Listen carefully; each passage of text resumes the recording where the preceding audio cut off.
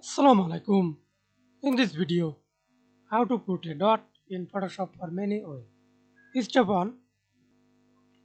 Type already text. Create a new layer. Click the shape. Right click. Use elliptical marquee tool. Color black.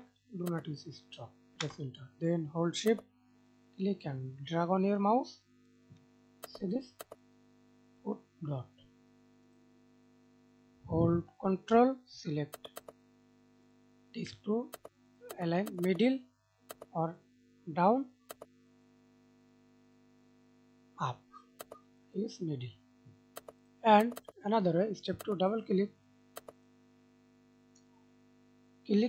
dot on your keyboard.